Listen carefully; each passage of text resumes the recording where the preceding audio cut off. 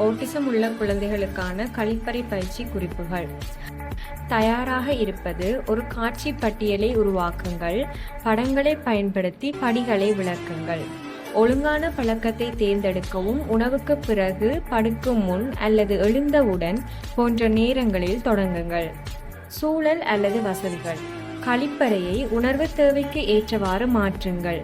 மெல்லிய விளக்கு, குறைந்த சத்தம் அல்லது சூடான இருக்கை. தேவைப்பட்டால் உதவும் கருவிகளை பயன்படுத்துதல். கால் தூண் அல்லது குழந்தைகளுக்கான சிறிய பானை இருக்கை. கற்பித்தல் முறைகள். செயல்முறையை காட்டுங்கள். சகோதரர்கள், பெற்றோர் அல்லது பொம்மைகள் மூலம் விளக்கலாம். படிகளை சிறியதாக வகைப்படுத்துங்கள். ஒவ்வொன்றாக பழகச் செய்யுங்கள்.